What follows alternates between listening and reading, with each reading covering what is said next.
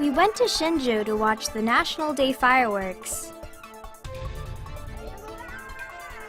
Under the night sky, the fireworks reflected on the glass curtain walls of the Shinju Refuse Resource Recovery Plant, and it was a beautiful sight. We then agreed that we would certainly have to go together to that wonderful place.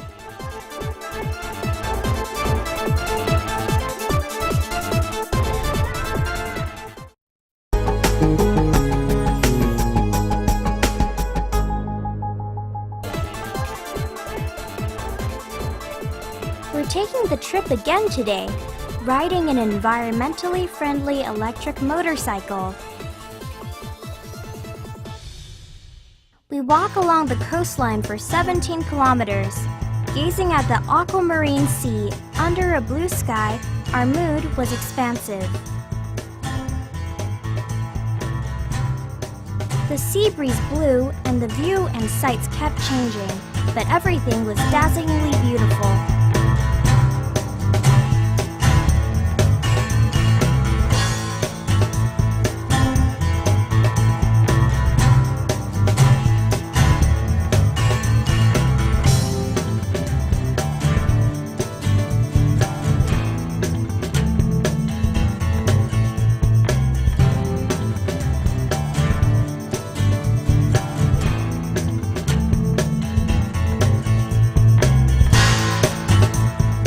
There must be an interesting story behind this beautiful building.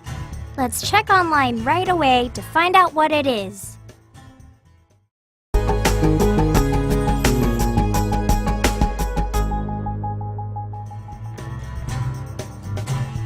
The Shinju Refuse Resource Recovery Plant was originally a trash landfill. Construction began in 1994. And a well-known international architectural office was invited to provide the design. The plant was formally completed and began operation on December 16, 2001. The plant occupies the site of approximately 5.5 hectares, and its smokestack is 67 meters in height. After improvement and the addition of the imposing resource recovery plant, the plant has now become a sightseeing attraction. Wow, that's amazing! Let's go in to find out more.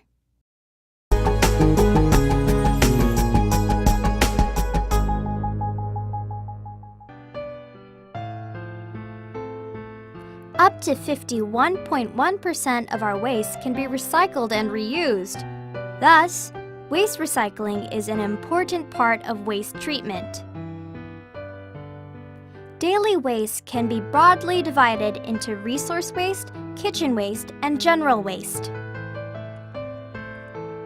Resource waste refers to waste that can be recycled, including paper, glass, plastic, metal, organic, etc. Kitchen waste usually refers to leftover food and liquid residues, which can be used as pig feed and compost. General waste refers to waste other than resource and kitchen waste, and can be divided into combustible and non-combustible materials. Wow, waste is classified so meticulously. They occasionally hold recycling activities for various types of resource waste, which helps people understand the importance of recycling. And after the waste has been carefully processed in the resource recovery plant, it can be transformed into usable materials and energy. It must take a lot of technology and equipment to operate such a complex incinerator.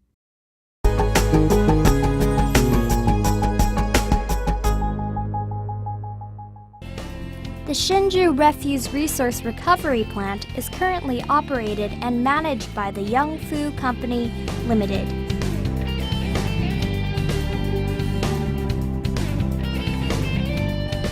After trash trucks driving along the major streets and small lanes complete waste collection and have returned to the resource recovery plant, they must swipe a magnetic card and pass a scale before they can enter the plant. At that time, a computer in the control room records the weight of the waste and the truck number. Waste processing steps at the resource recovery plant include reception of waste, inspection, waste dumping, waste grabbing, incineration, smoke treatment, and ash and slag disposal and treatment, etc. Hey, these trash processing SOPs are very professional.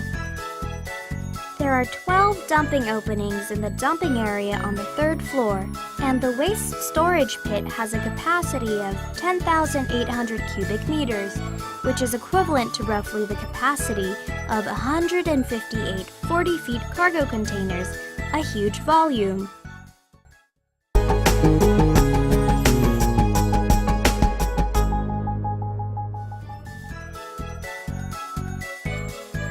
The monitoring equipment in the crane control room is used to monitor the process of waste grabbing and incineration. It's like an enormous toy claw machine. It's fascinating.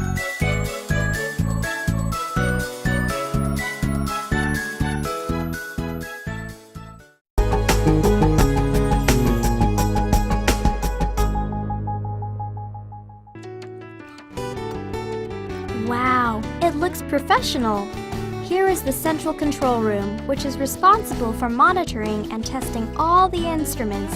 Anything unusual will be shown immediately on the control panel, so as to alert the staff, who can then work quickly to maintain normal operations. Different types of waste have different combustion temperatures. The combustion temperature for general waste is higher than 950 degrees Celsius, and the air temperature in the incinerator is around 950 degrees Celsius. As for smoke treatment during incineration, the resource recovery plant employs the best feasible advanced control technology. In order to facilitate air circulation, the air in the main pit is drawn into the incinerator for combustion and maintained at a negative pressure, so that the fresh air outdoors can flow into the plant. It's amazing that the resource recovery plant has so much specialized equipment and technology.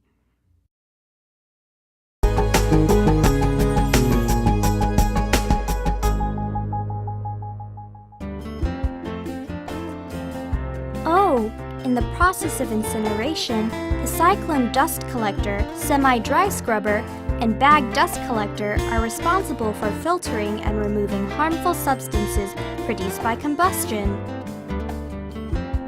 Waste combustion produces fly ash, reaction products, and bottom ash. Fly ash and reaction products are placed in a sealed fly ash tank car, transported to the fly ash solidification plant to be stabilized. The bottom ash is sent to landfills.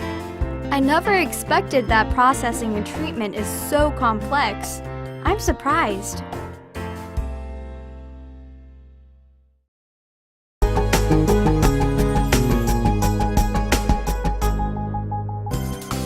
There is also a dedicated wastewater treatment plant to treat wastewater produced during the plant's operation. Inorganic wastewater from the plant passes through buffer, coagulation, and flocculation, primary settling, and neutralization tanks as primary treatment before being sent to the organic wastewater collection system. After the wastewater streams have been combined, they enter contact oxidation and biological sludge clarifier tanks for secondary treatment. And the resulting wastewater, which meets national effluent standards, can then be entirely recycled and reused. This completes wastewater recovery and reuse, which also achieves the benefit of zero population and transforms the useless into the useful.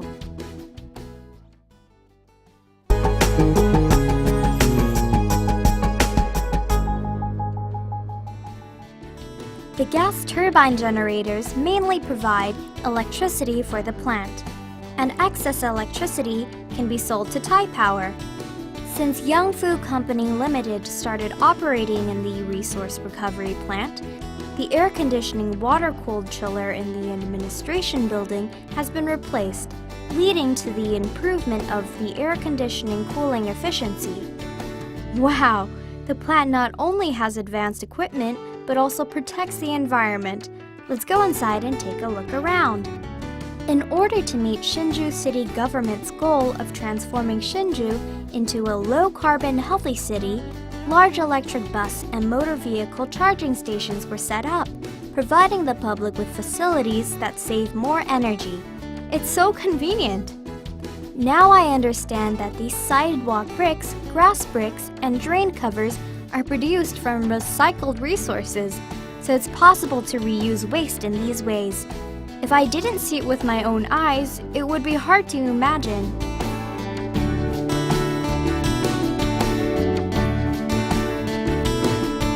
Thanks to all the vegetation and landscaping around the plant, walking here is like strolling in a lush green park.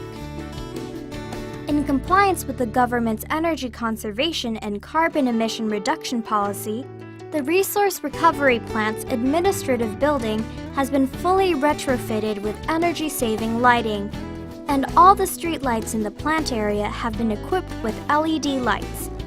On World Earth Day, the whole plant will turn off its lights for 1 hour in support of environmental protection. The plant is also equipped with solar power generating modules and rainwater recycling equipment. They have certainly thought of everything. Another remarkable thing is that Shinju Refuse Resource Recovery Plant is the first operating incinerator in Taiwan to receive the Ministry of the Interior's Green Building Mark, and is also Shinju's first plant to receive Greenhouse Gas Inventory certification, which gives the plant the recognition it deserves.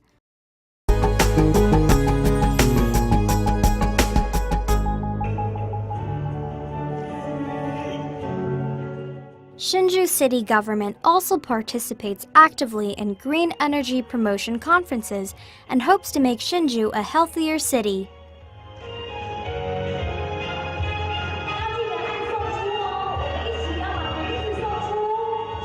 Apart from promoting intercity county cooperation, the Northern Taiwan Development Commission is also actively responding to central government policies.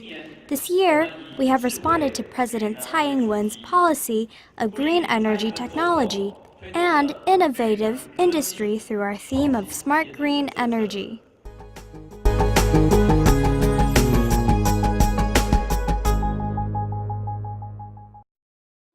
To comply with the national policy of unified incineration of banknotes, the country's first paper money incineration platform has been established within the plant. We want to take care of the environment and make sure that our children and grandchildren can continue to use and enjoy the environment.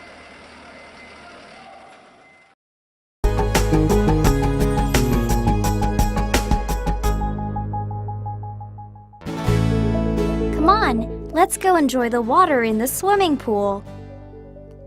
This is the famous Nanliao Warm Water Swimming Pool, which was built by the Shinju Refuse Resource Recovery Plant to contribute to local communities.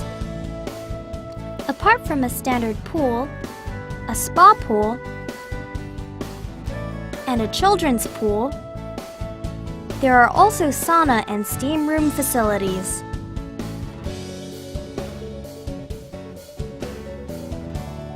The second floor will be used as the venue for swimming classes, various conferences and exhibitions, and competitions organized by institutions and groups. The warm water pool is heated by the energy produced from the waste combustion by the Resource Recovery Plant. Shinju residents are fortunate to have such an appealing leisure and fitness facility. Let's go! We're going to the amazing Kids Dream World.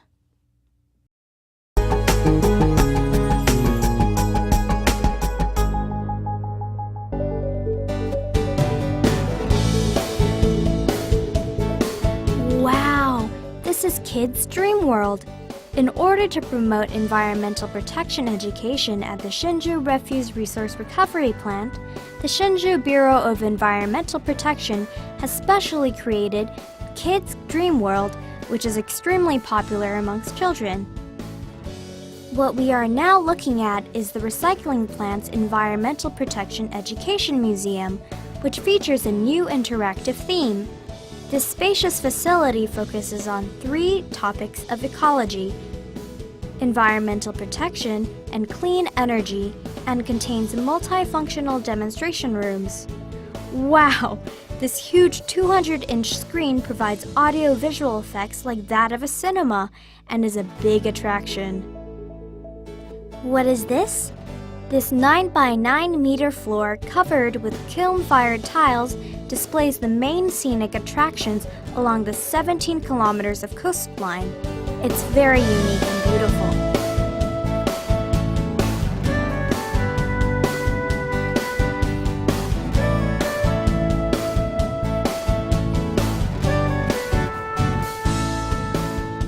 There is also an interactive game area. The design is dynamic, and there are many interesting exhibits. This is an innovation in environmental education and is suitable for both young and old visitors.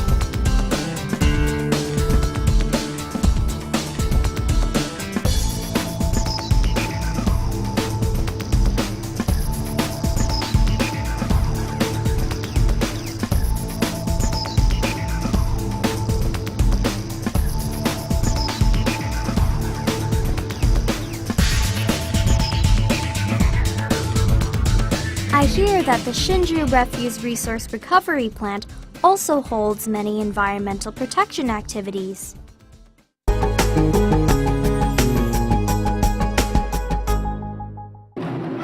Yes, indeed. Because the Shinju Refuse Resource Recovery Plant places a lot of emphasis on environmental protection, it frequently holds activities promoting environmental protection education. The Resource Recovery Plant places great emphasis on environmental protection and frequently holds various kinds of environmental education activities. The Green Living Summer Camp and the Low Carbon Summer Camp, organized for students, hope to help instill education during childhood with an interesting curriculum. Therefore, the students can understand the relationship between environmental resources and daily life, develop the good habit of saving energy, and learn to cherish resources and protect the environment. Domestic schools, groups, and organizations like to frequently arrange visits to this place. After the volunteer guide's detailed explanation, visitors become more aware of the importance of environmental protection.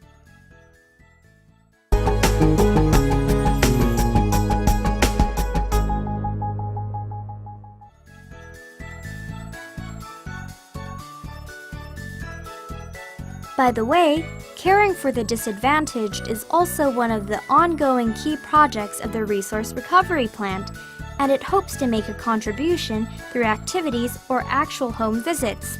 They are very motivated.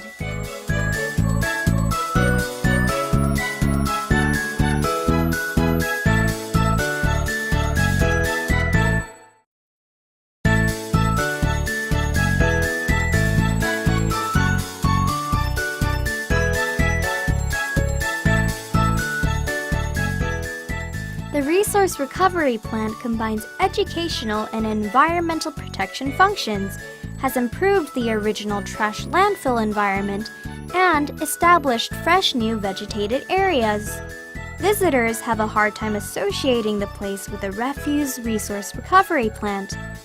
Apart from this environmental protection education museum, warm water swimming pool, basketball court, environmental park, and scenic ponds, the plant also hosts various kinds of activities. We hope that everyone will come here often to use these facilities and make this the best environmental education location. We welcome you to the Shinju Refuse Resource Recovery Plant and encourage you to bring even more of your friends.